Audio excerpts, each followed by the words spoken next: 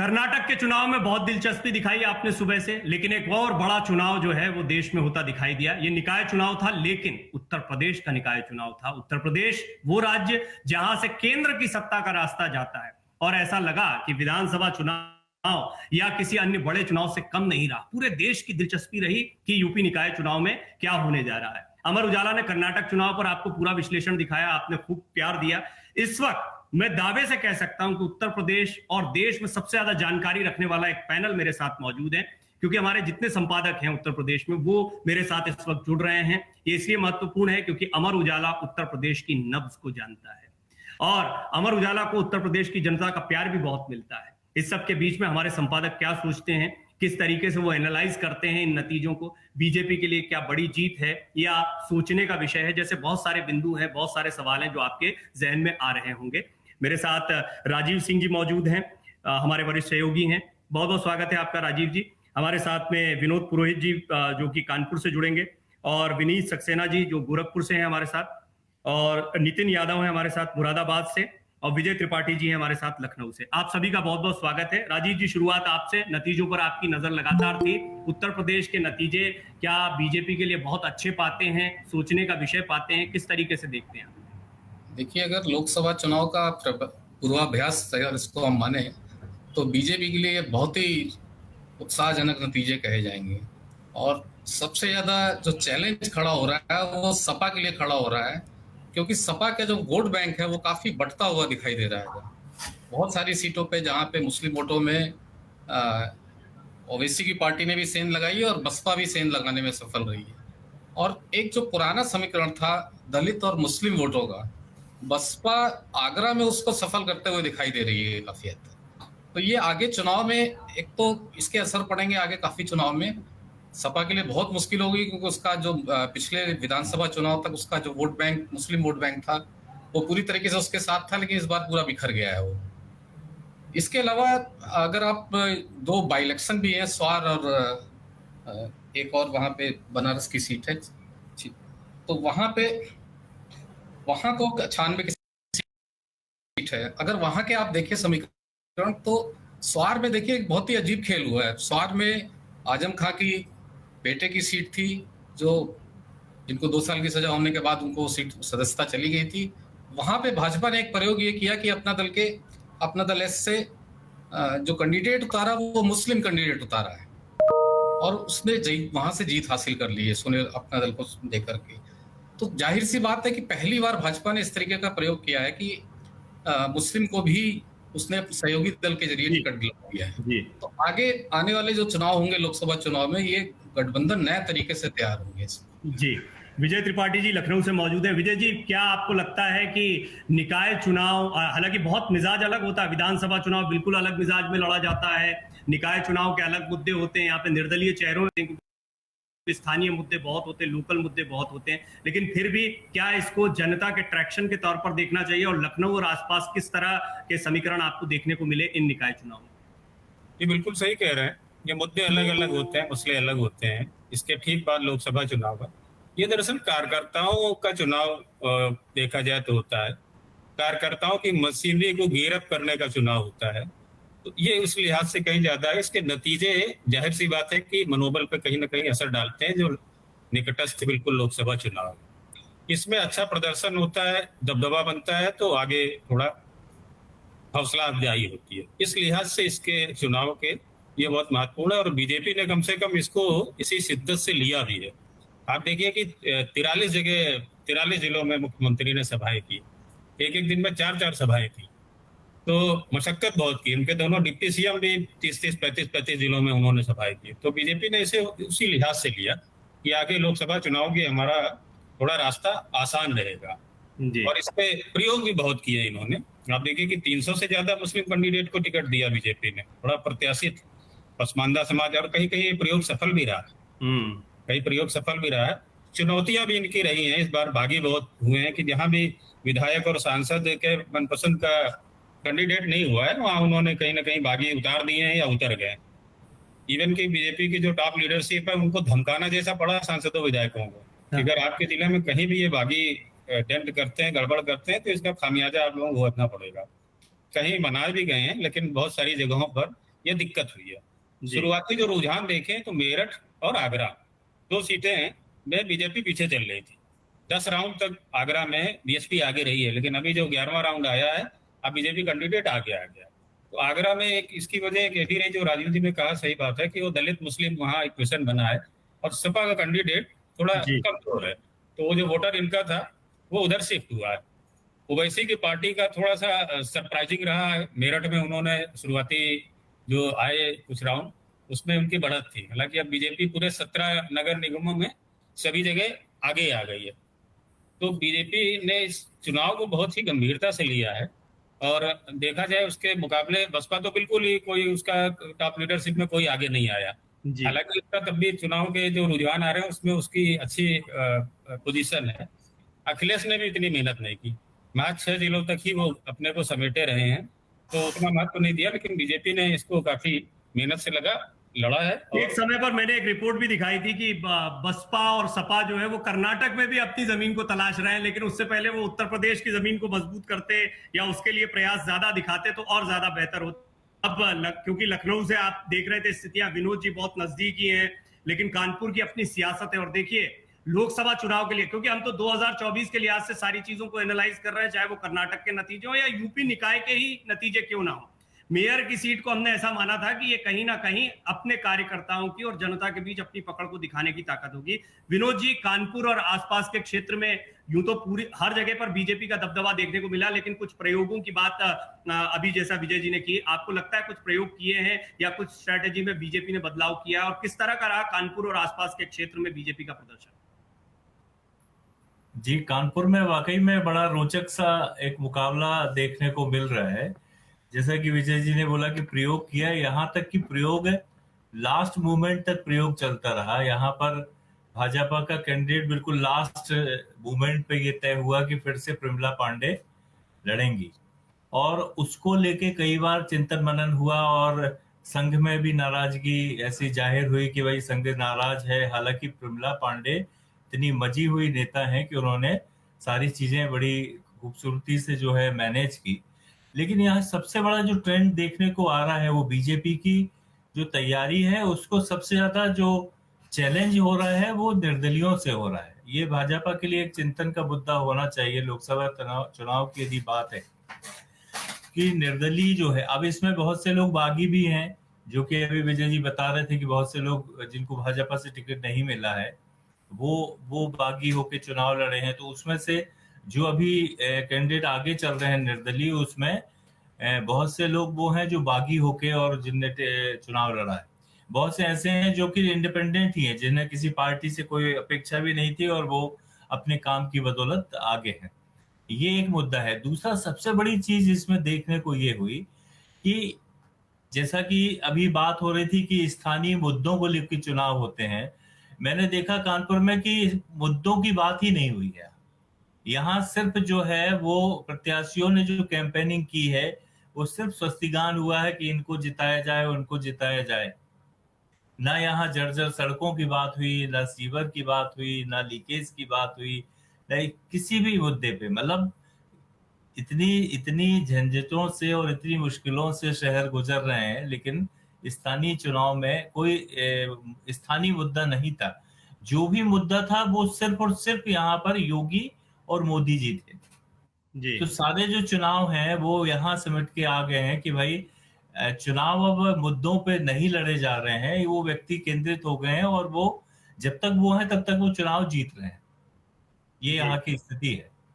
जी, अब थोड़ा पश्चिम यूपी का रुख करते हैं। नितिन जी बहुत अच्छे से इस पूरे बेल्ट को जानते हैं। पश्चिम यूपी में शुरुआत में ऐसा लग रहा था कि देखे कुछ उलटफेर होता है नहीं होता है, लेकिन फिर जैसा आकलन था या ज्यादातर लोग पूर्वानुमान भी लगा रहे थे, ओपिनियंस भी यही थी कि बीजेपी अपना दबदबा बरकरार रखेगी, खासतौर पर हाल की घटनाओं के बाद। कैसा रहा पश्चिम यूपी में नितिन जी बीजेपी का प्रदर्शन, और क्या यहाँ भी कुछ प्रयोग देखने को मिले, या आपको लगता है कि वो 2022 वाला जो जादू था मुख्यमंत्री योगी आदित्यनाथ का वो बरकरार रहा है? प्रवीण जी, नतीजे तो मुझे नहीं लगता कि उत्तर प्रदेश में कुछ चौंकाने वाले नतीजे हैं। मेयर के चुनाव में पहले भी भाजपा का दबदबा रहा है। लेकिन जो संदेश है वो जरूर चौंकाने वाले होने चाहिए। जैसे कि राजीव सर ने कहा कि सपा के लिए बड़ी चुनौती का समय है, और रोचक जो प्रयोग की हम बात कर रहे थे संदेश की, रामपुर से हम सब वाकिफ हैं। अभी रामपुर में पिछले दिनों उपचुनाव हुआ था विधानसभा का, आजम खान का गढ़ है, स्वार उपचुनाव साथ के साथ ही हुआ है। मुझे लगता है प्रदेश में ऐसी कोई सीट होगी रामपुर नगर पालिका जहां सारे प्रत्याशी मुस्लिम थे। मुझे लगता है कोई ना कोई कहीं ना कहीं ऐसा तो होगा, कोई निर्दलीय तो हिंदू रहा होगा, लेकिन ये अपने आप में राजनीति का बदलता ट्रेंड भी है, भाजपा की नई रणनीति भी है कि कैसे उसने मुस्लिम बहुल इलाकों में अपने प्रत्याशी खड़े किए। सारे प्रत्याशी मुस्लिम, स्वार की हम बात कर ही रहे थे, उपचुनाव है, वहां भाजपा से प्रत्याशी मुस्लिम जो जीत भी गए हैं। अब मुरादाबाद नगर पालिका की अगर हम बात करें तो वहां से 14 जो पार्षद सभासद के प्रत्याशी हैं नगर निगम में, सॉरी नगर पालिका नहीं, वो भाजपा से मुस्लिम है। लेकिन जो महत्वपूर्ण बात इस चुनाव से निकल के आई है, जिसको हम 2024 की तरफ देखें, वो ये कि मुस्लिम वोटों ने बहुत मैं कहूं कि स्मार्टली वोट किया। वो सपा के तरह वैसे नहीं जुटे रहे जिस तरह से वो पिछले चुनाव में थे। अगर हम मुरादाबाद के और इसके आसपास की बात करें प्रवीण जी, तो ये वो जगह है जहां सपा के सांसद भी हैं, और विधानसभा में एक सीट कुल भाजपा को सदर की मिली थी, वो भी महज 100 से 150 के अंतर से। बाकी सब सीटों पर सपा के विधायक जीते थे। संभल हमेशा सपा का गढ़ रहा है, उसके आसपास भी। लेकिन इन चुनावों में यहाँ कई सीटों पर आम आदमी पार्टी के प्रत्याशी भी आगे हैं, भाजपा के प्रत्याशी तो अधिकांशतः आगे हैं ही हैं, लेकिन मुसलमानों ने, खासतौर से मुरादाबाद की बात करें तो सपा के दूसरे नंबर पे कांग्रेस के कैंडिडेट हैं, और दोनों में करीब 60,000 वोटों का अंतर है। सपा के कैंडिडेट में और मुस्लिम कैंडिडेट जो कांग्रेस के हैं उनके वोटों में 60,000 वोटों का अंतर है। यानी कि मुस्लिमों ने देखा कि जो प्रत्याशी जहां उनको मजबूत लगा, लड़ता दिखाई दिया, उस प्रत्याशी को वोट किया। मेरठ में भी जो सर बात कर रहे थे एमआईएम की, ये अपने आप में रोचक पहलू था कि मेरठ में पहले कई राउंड में जो मोहम्मद अनस हैं एमआईएम के, वो आगे रहे।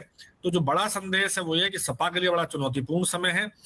बसपा से मुस्लिम भी और उनके कैडर वोटर भी 2022 में छिटक गए थे, जो वापस आते दिख रहे हैं। भाजपा ने अपना गढ़ मजबूती से रखा है, लेकिन सपा के लिए बड़ा चिंतनीय समय है। थोड़ी सी खुशी कांग्रेस के लिए भी है, क्योंकि जहां जहां कांग्रेस के कैंडिडेट मजबूत रहे हैं, मैं भी शाहजहांपुर में या कहीं और भी देख रहा था एक दो जगह, वहां कांग्रेस को भी मुसलमानों ने वोट किया सपा के कैंडिडेट को छोड़ के जी। और खास तौर से मैं कह रहा हूं कि जहां गढ़ है रामपुर में, मुरादाबाद में, जहां सपा के सारे विधायक सांसद जीते थे, मोदी लहर में भी सांसद जीत के आए थे भी, और वहां सपा को भारी झटका लगा, और मुसलमान हर सीट पे अपने अपने अलग पार्टी के या कैंडिडेट के, निर्दलीय के लिहाज से वोट करता नजर आया। जी, अब चलते हैं जरा सीएम सिटी की तरफ। और सीएम सिटी में तो खैर उम्मीद थी कि जब मुख्यमंत्री के चेहरे का जादू या उनके काम का जादू, उनकी जो नई इमेज बनी उसका जादू जो है वो जब पूरे उत्तर प्रदेश में चल रहा है, तो सीएम सिटी में तो चलेगा ही चलेगा। विनीत सक्सेना जी मेरे साथ मौजूद हैं गोरखपुर से। विनीत जी, गोरखपुर और आसपास के क्षेत्रों में आप क्या बड़ा इम्पैक्ट देखते हैं? निकाय चुनाव को क्या हम आगामी रणनीति से जोड़कर देख सकते हैं, और यदि हाँ तो किस तरह की रणनीति बीजेपी की यहाँ पर रही है? भाजपा का ये सीएम सिटी है, और महाराज जी जो योगी जी हैं उनका बहुत बड़ा गढ़ है। और यहाँ प्रयास था कि योगी जी ने कम से कम 40 से 45 जो है जनसभाएं की होंगी हमारे 7 जिलों में, और यहाँ वो हर दूसरे तीसरे दिन जो है यहाँ मौजूद रहे। और उनका प्रयास सबसे ज्यादा था शहर पर कि मतदान अधिक हो, लेकिन बहुत प्रयास के बाद भी वोटिंग नहीं हुई उस हिसाब से, और 2% और डाउन गया पिछले उसमें। और यहाँ माना जा रहा था कि योगी जी का गढ़ है, तो यहाँ वन साइडेड जो है प्रत्याशी, भाजपा के प्रत्याशी को जीत मानी जा रही थी। लेकिन अभी तक जो 14 राउंड का आंकड़े सामने आए हैं उसमें ऐसी स्थिति नहीं है। अभी 60% जो है 40-60 का रेशियो चल रहा है, और हालांकि अभी 20 राउंड बाकी हैं, 5 बजे तक जो है चीजें स्पष्ट होंगी।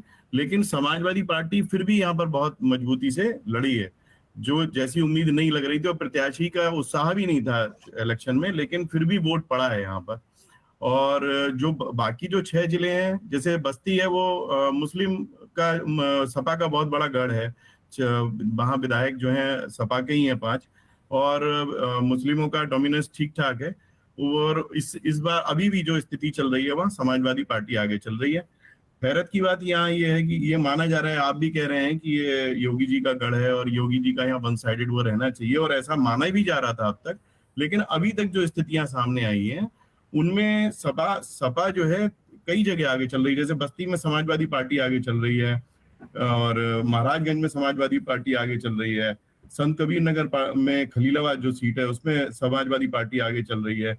और नौतनवा जो महाराजगंज का दूसरी तहसील है, दूसरा पालिका है, वहां निर्दलीय आगे चल रहे हैं। तो यहाँ दो चीजें दिख रही हैं। जैसे एक तो समाजवादी पार्टी के जो गढ़ थे, सपा के गढ़, उन्होंने स्थिति अपनी फिर भी बहुत मजबूत की है। जैसे माना अभी तक की स्थिति वन साइडेड जैसे प्रचार और सारी चीजें चल रही थी और जो उनका उत्साह भी नहीं दिख रहा था, लेकिन अंदर अंदर समाजवादी पार्टी और मुस्लिमों ने समाजवादी पार्टी को सपोर्ट करके और अपनी स्थिति को मजबूत यहाँ पर दिखाया है।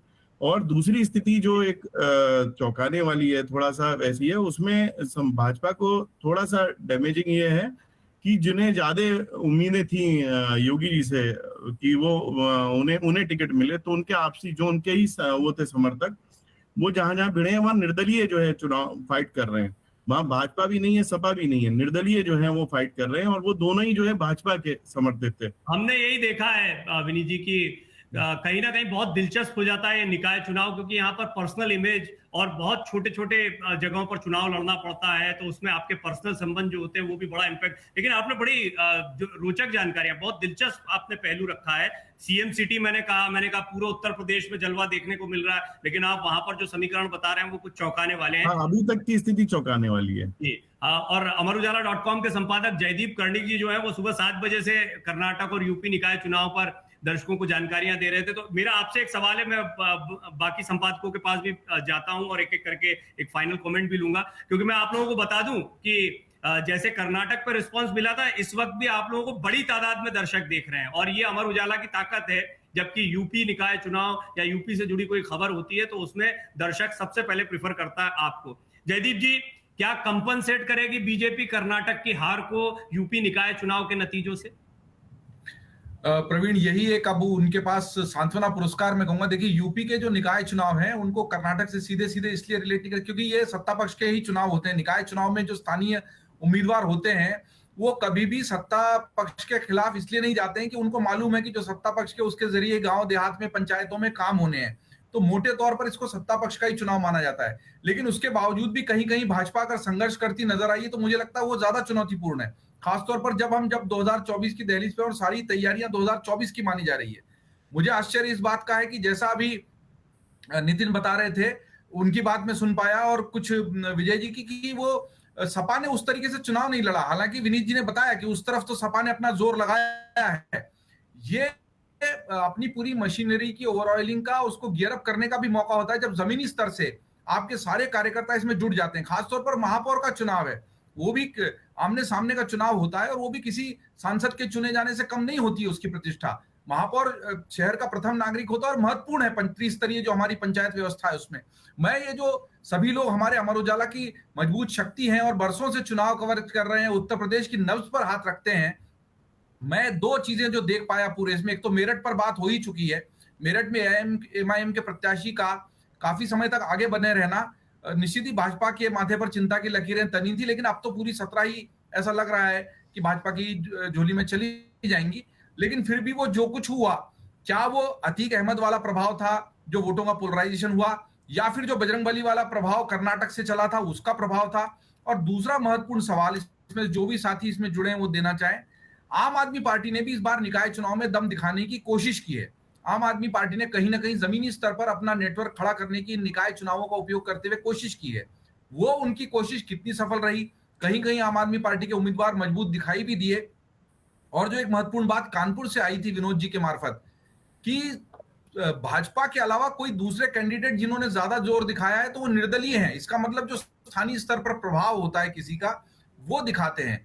क्या वो आगे जाकर भाजपा के साथ अलाइन होंगे नेचुरली सत्ता इसलिए, या फिर किसी और पक्ष के हैं लेकिन निर्दलीय हो गए थे? ये तीन मुझे लगता है क्योंकि लोग जानना चाहेंगे। जैसा कह रहे थे प्रवीण, कर्नाटक के चुनावों के साथ ही साथ जी बम्पर वोट मिले हैं, वैसे आपको बम्पर दर्शक भी मिले हुए हैं अभी, और मुझे लगता है कि वो एक बहुत महत्वपूर्ण पहलू पर जानकारी चाहते हैं। आपने विनोद जी का जिक्र किया तो मैं विनोद जी के पास आता हूं एक बार।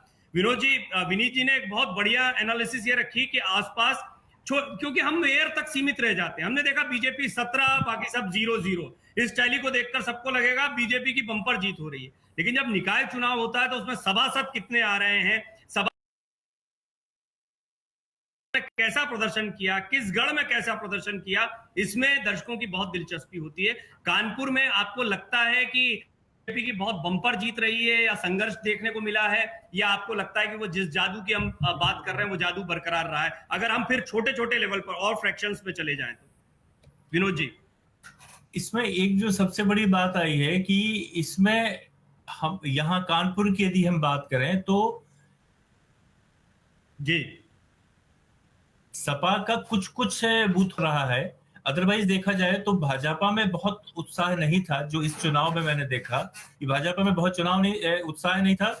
बस ये है कि उनको ये मालूम था कि सरकार मतलब ट्रिपल इंजन की यदि बात उठी थी कि हमको यहाँ पर अपनी सत्ता फिर से मिल जाएगी, ये वो कॉन्फिडेंट थे। लेकिन सपा जिस गति से उसको लड़ना चाहिए था वहां दिखी नहीं। दूसरा, जैसे हम बात कर रहे थे कि वोटिंग परसेंटेज कम था तो इसका जो असर है वो शायद भाजपा को उस पर बुरा असर होगा, लेकिन ऐसा कुछ दिखा नहीं वहां। सबसे बड़ी बात यह है जो अभी अपनी इस चर्चा में सामने आई कि मुसलमानों ने जो है उसको वोट दिया जो उनको लग रहा था कि ये जिताऊ कैंडिडेट है। मतलब उन्होंने अपने वोट को इस बार जाया नहीं होने दिया है। उन्होंने उस सोच समझ के उस तरफ वोट किया है जहां पर कि उनको मालूम था कि ये हारेगा नहीं, मतलब वो वेस्ट नहीं होगा उनका वो। ये एक बड़ी चीज है। यदि हम देखें कि पिछले जैसे कल ही जो अखिलेश यादव का ट्वीट था कि सिनेमा हॉल में पीछे बैठ के पिक्चर देखी जाती है, वो इस बात का संकेत हो रहा है कि वो पहले ही मान चुके हैं कि हम पिछड़ गए हैं। जो ये एक पहले से जैसे रहता ना कि उनको ये पूर्वानुमान हो गया। ये अच्छा। एक महत्वपूर्ण बात, उपचुनाव भी हुए हैं स्वार वाला और चंद्रबाबू, तो ये स्वार वाले पे भी जो दांव चला भाजपा ने कि मुस्लिम कैंडिडेट, इस पर भी मुझे लगता है बात होनी चाहिए। बहुत महत्वपूर्ण बात थी और इसी वजह से अब लगता है कि वहां पर सपा का जो दबदबा इतने लंबे समय तक रहा वो लगभग खत्म सा हो गया है। पहले राजीव जी की टिप्पणी जरूर, क्योंकि इस पर चर्चा हमारी न्यूज रूम में हो रही थी। राजीव जी, आज राजीव जी। जी जयदीप जी, आपके आने के पहले एक्चुअली वही चर्चा हो रही थी स्वार पे ही। तो स्वार का तो एक्सपेरिमेंट बहुत जबरदस्त है, और वो मैंने जैसे पहले भी कहा कि आगे जो गठबंधन होंगे, गठबंधन में ये नया रास्ता मिलेगा बीजेपी के लिए बहुत सारा। दूसरा एक चीज हम लोगों को ये समझनी चाहिए कि देखिए, ये लोकसभा से पहले के चुनाव हैं, इसको सिर्फ स्थानीय चुनाव नहीं समझा जाना चाहिए। और सपा ने, अखिलेश ने उतनी गंभीरता इसमें दिखाई नहीं है, जैसा कि विजय जी कह रहे थे, बिल्कुल सही बात है, गंभीरता नहीं दिखाई है।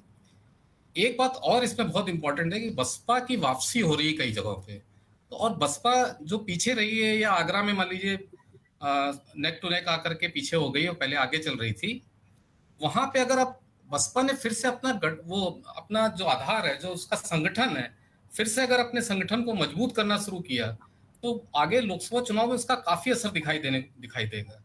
बसपा का संगठन भी चूंकि बहुत कमजोर था, उसके बावजूद बसपा खड़ी हो गई। एक चीज और एक मुद्दा ये भी है कि जबकि मायावती कहीं प्रचार के लिए निकली भी नहीं, उसके बाद भी वो एक भी जगह पे प्रचार के लिए नहीं गई है, उसके बावजूद उसके कैंडिडेट जो हैं मजबूती से लड़े हैं कई सीटों पर।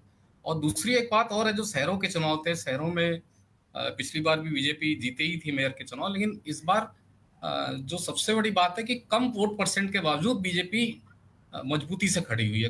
जनरली होता है इन शहरों में, ये होता था कि वोट परसेंट अगर कम हो गया तो बीजेपी को नुकसान होगा। मतलब ज्यादातर जगह तो 40-42% वोटिंग है या 50% वोट है, कहीं ना कहीं का अपना वोट बैंक है वो उतना प्रभावी रहा नहीं, इसमें बिखरा हुआ। नितिन जी कुछ कहना चाह रहे हैं, नितिन जी आप भी बोले अपनी बात। मैं इस पे एक्चुअली एक नया समीकरण जो पिछले कुछ दिनों, चूंकि मैं रामपुर में और स्वार के चुनाव देखे हैं, तो वोटिंग परसेंटेज का फिनोमेना अब बदल गया है। अब वोटिंग परसेंटेज कम भाजपा को लुभाता है, भाजपा के लिए सुखद है। वोटिंग परसेंटेज जहां जहां ज्यादा हुए हैं वहां वहां भाजपा के हारने की, भाजपा के नेताओं की चिंता बढ़ी है। बशर्ते वो 60 से ऊपर जाए, 65 से ऊपर जाए तो भाजपा के लिए मुफीद है, लेकिन अगर वो 40 से 60 के बीच में रहे तो ये मानना है भाजपा के नेताओं का भी कि वो नुकसानदायक है। वोटिंग परसेंटेज कम रहने का मुरादाबाद में भी, रामपुर में भी और स्वार में भी भाजपा को जबरदस्त फायदा हुआ है, चाहे वो निकाय चुनाव हो चाहे विधानसभा चुनाव हो। इसका वही असर है कि जो हम स्वार की अगर हम बात, जैसे राजीव सर ने शुरू में स्वार की बात की थी, भाजपा ने बिल्कुल नया प्रयोग किया और उस प्रयोग की एक बड़ी खासियत थी वहां स्वार में। जयदीप जी, उनके लोगों का कहना था, मैं स्वार गया था, मैंने पूछा कि आप भाजपा के, मतलब आमतौर पर माना जाता है कि भाजपा के वोटर है, आप मुस्लिम को वोट देंगे, तो बड़ा अच्छा समीकरण था उनका। पहली बार कोई लोकल कैंडिडेट 21 साल 25 साल में कोई स्थानीय कैंडिडेट हमको मिला है जो स्वार टांडा का रहने वाला है। नहीं तो अब तक चाहे वो अब्दुल्ला आजम रहे हो, चाहे नवाब फैमिली से रहे हो, या उससे पहले शिव बहादुर सक्सेना थे, सभी रामपुर के लोग थे जो स्वार में जाके चुनाव लड़ते थे जी। उनका कहना यह था कि हमको हमारा लोकल कैंडिडेट मिला है। मुस्लिमों में थोड़ा थोड़ा बीजेपी ने जो पसमानदा समाज उन सबकी बात की है, अंसारी वाला फैक्टर भी था कि आगे जो गठबंधन होंगे उसमें मुस्लिमों को टिकट दे सकेगी बीजेपी। ये राजीव जी सही कह रहे हैं, और नितिन जी आपने जिस तरफ इशारा किया इसका मतलब ये है कि भाजपा को राह दिख गई है। राजधानी में बैठे विजय जी के पास चलेंगे, लेकिन नितिन एक लालच में नहीं रोक पा रहा हूं क्योंकि लोग भी हमको देखने वाले बहुत बढ़ रहे हैं, क्योंकि हम सुबह से कर्नाटक चुनाव पर बने थे और नितिन ही हमारी पूरी टीम में एकमात्र हैं जो जमीन पर गए थे कर्नाटक में। अब तो नतीजे लगभग आ चुके हैं, तो नितिन की टिप्पणी प्रवीण हमको कर्नाटक पर एक ले लेनी चाहिए तुरंत ही। थोड़ा विषयांतर है, लेकिन जो लोग लाइव देख रहे हैं, क्योंकि आप कर्नाटक जाकर कवरेज करके आए हैं। जी जी जयदीप जी, कर्नाटक योगी जी की जहां सभाएं हुई हैं कर्नाटक में, अगर वहां का कुछ रुझान या रिजल्ट पता चले। जी जी, मैं योगी जी के मांड्या में और मांड्या के आसपास कुछ सभाएं थी, एक दो जगह और भी थी। एक्चुअली कर्नाटक में महत्वपूर्ण ये था कि बीजेपी की एक बड़ी मजबूरी जो मैंने कर्नाटक में देखी, बीजेपी का वोट बैंक कम नहीं हुआ, बीजेपी खराब नहीं लड़ी, लेकिन बीजेपी की बड़ी मजबूरी ये थी कि कर्नाटक का चुनाव ध्रुवीकरण पे नहीं जाता तो जो बीजेपी की अभी की टैली है उससे आगे पहुंच नहीं पाती। इसलिए शायद मुझे लगता है कि भाजपा को जय बजरंगबली और दूसरे मुद्दे उठाने पड़े। लेकिन जो मैंने वहां जाके देखा था, खासतौर से जो भी हम ओल्ड मैसूर की बात कर रहे हैं, जहां जेडीएस का गढ़ है वहां मुस्लिम भारी संख्या में हैं जो अक्सर जेडीएस को वोट देते रहे थे। तो जब बीजेपी ने ये हिंदुत्व का एजेंडा, बजरंगबली का एजेंडा चलाया, तो मैंने कुछ बातों से मैंने उसको बैकफायर, एक शब्द वहां के कुछ जर्नलिस्ट ने दिया था कि हिंदुत्व बैकफायर करेगा। और जो वोकालिका का गढ़ है, लिंगायत बीजेपी से नहीं हटे, अभी भी हैं, लेकिन जो वोकालिका है वो तो जेडीएस और बीजेपी में बट गए, लेकिन जो जेडीएस को मुस्लिम देते थे ओल्ड मैसूर में, वो सारे कांग्रेस पे चले गए। यही वजह है कि पूरे 20 सीटों का गेन अकेले ओल्ड मैसूर रीजन में 20 सीटों का गेन हुआ। दूसरी एक बड़ी वजह वहां पे थी, जो हम भ्रष्टाचार की बात कर रहे थे, वहां लोग लोकल लेवल पे भी नाराज थे नेताओं से भ्रष्टाचार को लेके। तीसरा, ग्रामीण क्षेत्रों में, शहरों में भाजपा मजबूत थी, लिंगायत तो मजबूत थी, लेकिन ग्रामीण क्षेत्रों में जहां गया वहां लोग सच में, अभी से विनोद जी बात कर रहे थे, मुद्दे नहीं है।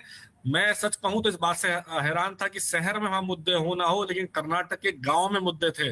लोग महंगाई की बात करते थे कर्नाटक में, और वो हिंदी नहीं बोल पाते थे तो बड़े नाराज हो जाते थे कि हम चुनाव पे बात नहीं करेंगे, हम लोग तो भूखे मर रहे हैं। संदेह नहीं नितिन जी की ये सारे मुद्दे जो है वो चलते भी दिखाई दे रहे हैं। और अंत में जो बजरंगबली का मुद्दा आया भी था, वो बजरंगबली का मुद्दा कोई विशेष फायदा नहीं दे पाया। मैं एक बार फिर चर्चा को यूपी निकाय इसमें मैं एक लाइन रोचक जोड़ूंगा बजरंगबली में।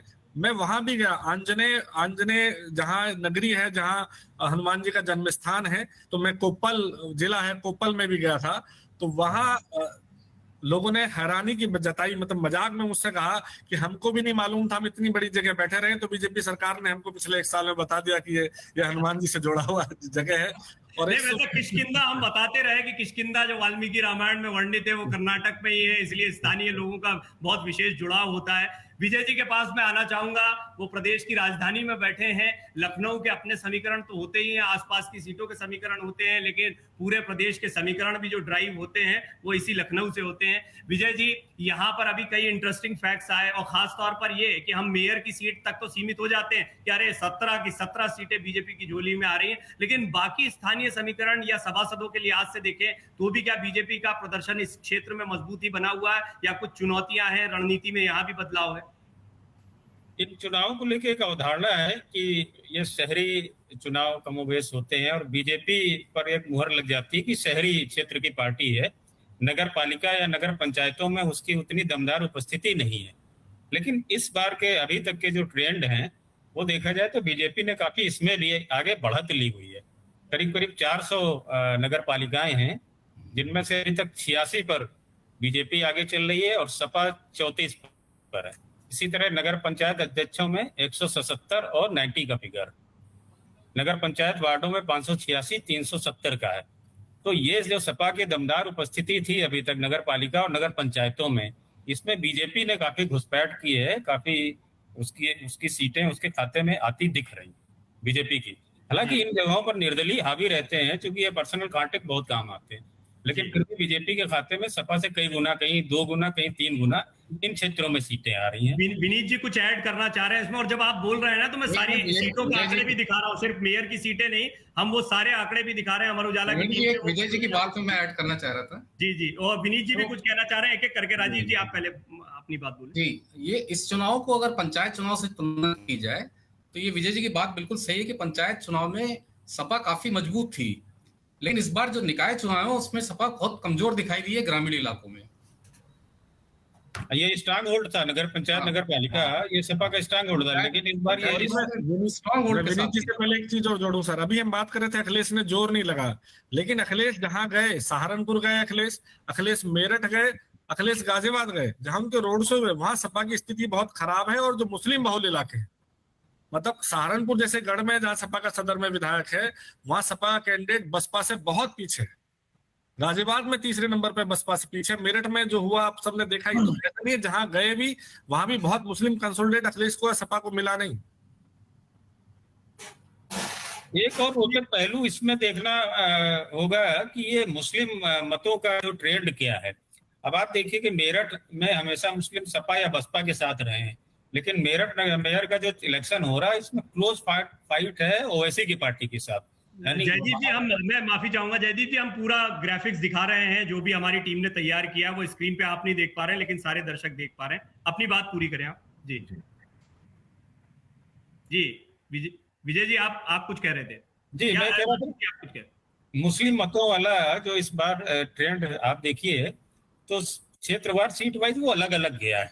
अब मेरठ में जैसे वो ओवैसी की पार्टी के साथ गया पूरी तरीके से, जो कि सपा या बसपा की तरफ रहता था, तो वो क्षेत्र के हिसाब से गया। अलीगढ़ में कहीं बीजेपी की तरफ जाता दिख रहा है, क्योंकि मुस्लिम कैंडिडेट बड़ी संख्या में उतारे। तो ये ट्रेंड अभी इसका रोचक होगा कि सपा से जरूर छिटका है, ये इलाहाबाद में छिटका है, वो हो सकता है। एक नारा चला था कि वोट हमारा राज तुम्हारा नहीं चलेगा।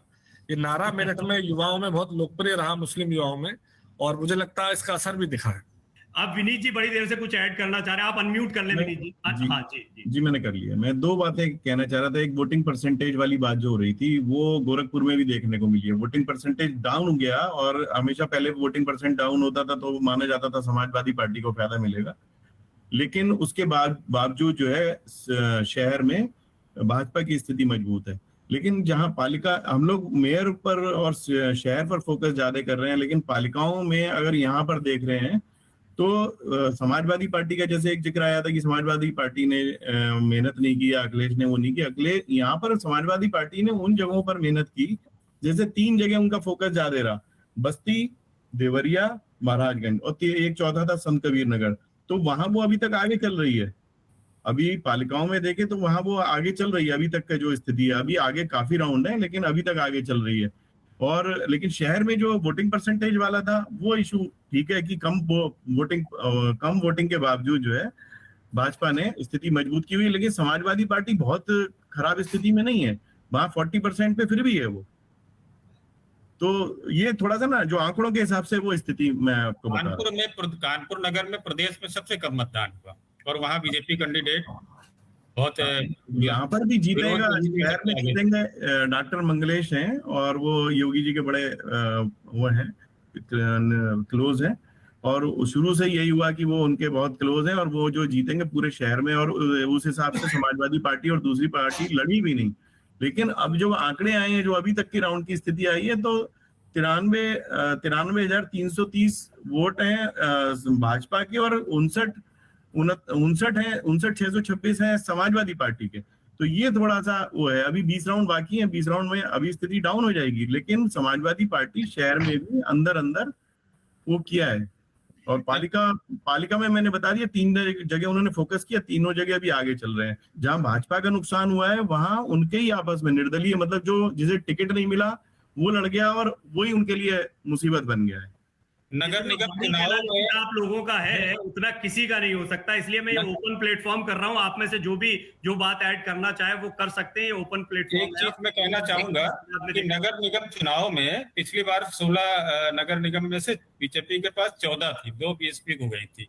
इस बार 17 में सभी अभी तक जाति दिख रही हैं, जबकि इनकी टॉप लीडरशिप में से कुछ लोगों का अनुमान था कि हमारी 2-3 सीटें हमारे हाथ से जा सकती, लेकिन अभी तक जो ट्रेंड दिख रहा है उसमें ये दिख रहा है कि सभी सीटें उनके पास आ रही हैं। अब तक नतीजे बदल कारण विजय जी, शहर इसका में यही है भी कि ठीक सपा का है। वोट बैंक खिसक गया है। मतलब सहारनपुर की हमको चर्चा करनी चाहिए। सहारनपुर में इमरान मसूद के परिवार से कैंडिडेट थी, और सपा के जो आशु मलिक हैं, जो बहुत ही अखिलेश के करीबी हैं, उनके भाई को साइड टिकट दिया गया था, नितिन जानते नूर हो। हसन नहीं, मलिक जी। हाँ, दरअसल लेकिन क्या है कि वो जो वहाँ पे विपक्ष का बिखराव जो है वो सबसे बड़ी वो ताकत वहाँ है पे बीजेपी दो की। कैंडिडेट हाँ। मजबूत होने से मतलब विपक्ष में वो सारे वोट बिखर गए वहां पे, और नहीं सर, बीजेपी जो लेकिन जब पिछला चुनाव हारी थी वहां पे, सर तो वहां वो जीतने की वहां चाह रही थी। सहारनपुर का तो हम हो सकता है इंडिविजुअलिटी में ले जाए कि इमरान मसूद लोकल लेवल में मजबूत कैंडिडेट हैं, लेकिन जो हम बात करें 2024 के संदेश की, जो वेस्टर्न यूपी के जिले हैं के आसपास के, जब 2014 में भाजपा ने उत्तर प्रदेश में भारी बहुमत लिया था, तो वो मेरठ और उसके आसपास की सीटें थी जिन्होंने मैसेज दिया था बहुत बड़ा कि बीजेपी 10-0 जा रही है, अजीत सिंह बिहार है और जयंत चौधरी बिहार है। उसके बाद 2019 के चुनाव में भी ऐसे हुआ, और 22 में खासतौर से अगर भाजपा को कहीं टफ फाइट मिली पहले चरण में, चाहे वो सहारनपुर के जिले हो, मेरठ हो, जहां सपा और रालोद गठबंधन बराबरी से लड़ा और ये उम्मीद जगी कि ये उत्तर प्रदेश में कड़ा मुकाबला होगा, उस इलाके में फिर से ये दिखना कि गठबंधन मजबूती से नहीं लड़ा। सपा और आरएलडी के कैंडिडेट कई जगह आमने सामने थे। मेरठ जैसी जगह में जहां अखिलेश यादव रोड शो कर रहे थे, जयंत चौधरी और जो आजाद समाज पार्टी के अध्यक्ष हैं चंद्रशेखर, वो भी वहां नहीं गए थे। लोगों को बड़ी उम्मीद थी सपा के कैंडिडेट को कि अगर वहां जयंत चौधरी आएंगे। ओपन प्लेटफॉर्म में आप बोल सकते हैं, कोई बात ऐड करना चाहें? मैं ये बोल रहा था कि ये जो चुनाव है ये लिटमस टेस्ट इस बात के लिए है, क्या भाजपा को ये फार्मूला मिल गया है कि कम वोटिंग परसेंटेज होगा तो उनको फायदा होगा, तो क्या लोकसभा में भी मान के चल रहे हैं कि बीजेपी जो है ये फार्मूला पूरी मजबूती को इस बात के लिए लगा देगी एक चीज और कि देखनी वोटिंग चाहिए, कम हो। देखिए, दो प्रकरण इसमें हुए हैं, एक इसमें अतीक एक अहमद का बात- प्रकरण है और एक आजम खां के साथ जो होता रहा। तो सपा कहीं पर भी इस पे स्टैंड नहीं लेते दिखी स्ट्रांगली, उस वजह से ही मुस्लिम वोट उसका तेजी से बिखरा है सब जगह पे।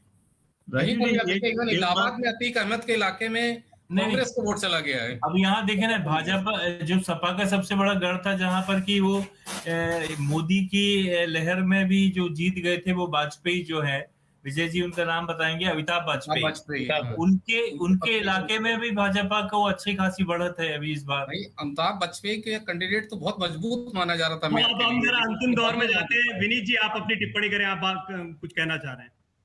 बस मैं यही कह रहा था कि समाजवाद, या एक बात ये भी है, कम वोटिंग परसेंटेज का वो तो है, लेकिन जब मतदान हो रहा था तो मुस्लिम निकले भी घर से कम है। मतलब वो किस वजह से, मतलब वो एक तो उनका वो नहीं था, या सपा का बहुत ज्यादा इन्वॉल्वमेंट नहीं था, एक दूसरा उनमें दहशत भी थी, वो निकले भी नहीं है, कम वोट पड़ा है, और जो लोग ज्यादा निकले हैं, मतलब भाजपा का वोट जो है ज्यादा पड़ा है, इस चुनाव में एक चीज मैंने अभी ऑब्जर्व की, जो कि विधानसभा चुनाव में बीजेपी की बहुत एग्रेसिव स्ट्रेटजी हुआ करती थी कि विनिंग पॉसिबिलिटी वाला कोई कैंडिडेट है उसको अपनी पार्टी में लाना है।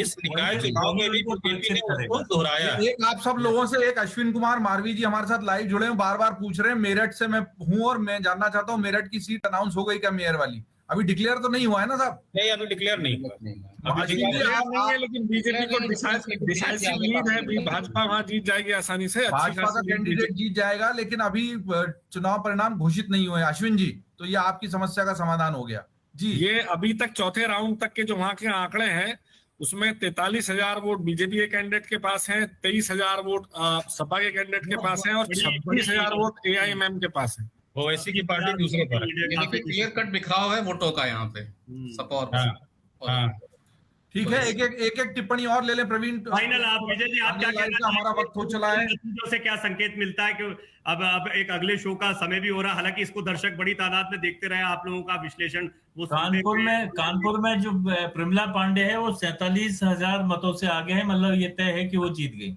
जी। विजय जी, लगभग जो है वो 50,000 से आगे हैं, ज्यादा थी। और उन्होंने जो है वो इसमें सारे काफी माफी भी मांगी और रो भी दी हुई हो, और सारे जितने फार्मूले होते हैं वो सब अडॉप्ट किए, चल गए, लेकिन कुल मिला के चल गए, मैं अभी का एक अपडेट अभी बताना चाहता हूँ गोरखपुर सिटी का, कि 22 राउंड की स्थिति में 1,47,000 पर मंगलेश जी हैं भाजपा के, और सपा की जो काजल हैं वो 1,36,000 पर है। तो ये मैं उस पर ये स्थिति बता रहा हूं कि बहुत अंतर नहीं है यहाँ पर। जी विजय जी, वहाँ फाइनल पे ऐसा हो सकता है कि सपा के वोट बटे नहीं वहाँ पे। जी राजीव जी, ये- अब चर्चा के समापन की तरफ हम बढ़ रहे हैं। विजय जी, क्या मैसेज है ये इन निकाय चुनाव का? इससे कुछ हम ये गणित लगाएं कि आने वाले दिनों में उत्तर प्रदेश की सियासत कहाँ जा रही है, या मतदाताओं का रुझान किस ओर बना हुआ है?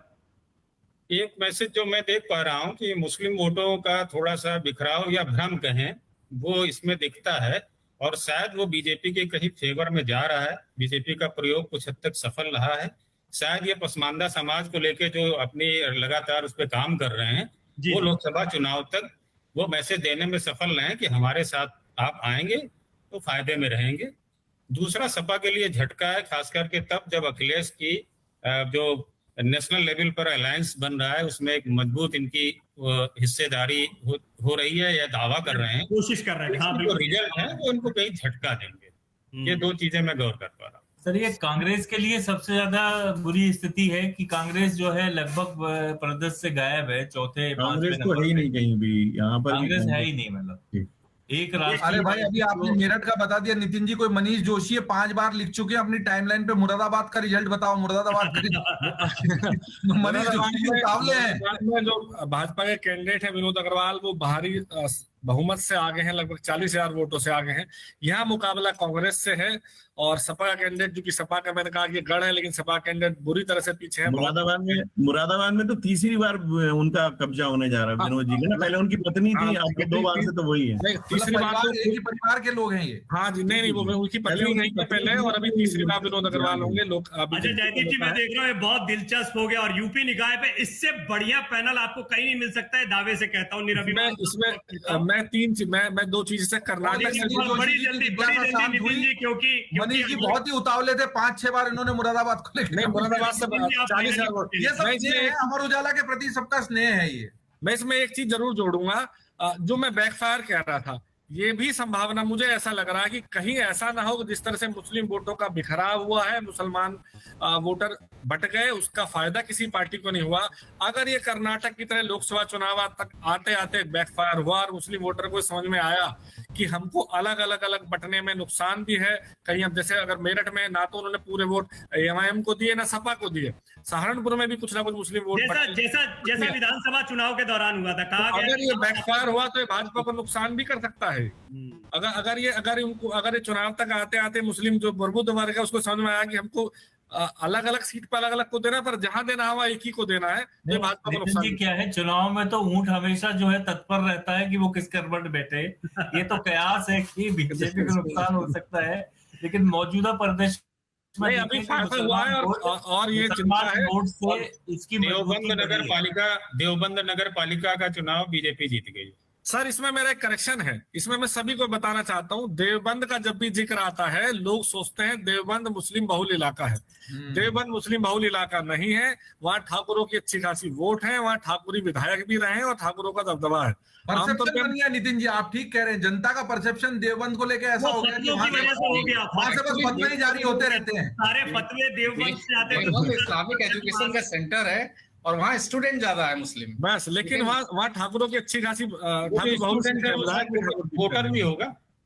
अब देखिए, चर्चा बढ़ते बढ़ते कितने दिलचस्प मोड़ पर चली गई, लेकिन यहाँ चर्चा को समाप्त करना होगा। और बहुत बहुत धन्यवाद, बहुत ही शानदार पैनल रहा, और जल्दी ही हम इस पर बैठकर और बात करते हैं, क्योंकि आप लोगों को अपने पेज भी तैयार करवाने हैं। तो निश्चित एक छोटी सी टिप्पणी, जो बहुत सारे लोग अभी जुड़े हैं उनसे ये माफी चाहते हैं कि अभी आपकी सारी जिज्ञासाएं शांत नहीं हुई, लेकिन कल अमर उजाला के संस्करण पढ़ लीजिए। ये सब लोग अब उसी में जुटे हुए हैं कि कैसे आपको जमीनी स्तर का आकलन कल अच्छे से अच्छा प्रस्तुत करें, और वही खबरें आज तो अखबार में जाएंगी और फिर कल सुबह आपको वेबसाइट पर भी मिलेंगी, हमारे पेपर पर भी अभी मिलेंगी, शाम तक स्थितियां बहुत बदल जाएंगी। देखिए, ये एक और टिप्पणी आई है, तो आप लगातार हमारी वेबसाइट पर निगाह बनाइए। जो लाइव अपडेट आपको अगर चाहिए तो amarujala.com पर मिल जाएंगे, और अखबार में एक बार तफसील से आपको सारा विवरण पढ़ना है तो कल सुबह का आप जो भी संस्करण पसंद करते हैं, जहां के रहने वाले हैं, अमर उजाला का वो संस्करण पढ़ लीजिए, आपको डिटेल। लेकिन हाँ, प्रवीण बिल्कुल ठीक कह रहे थे, इस तरह का पैनल जो इतनी गहराई से नब्ज पर हाथ रखता हो उत्तर प्रदेश की, ये केवल अमर उजाला पर ही संभव है। और 3 वी है इसमें विक्ट्री वाले, विनोद जी, विजय जी,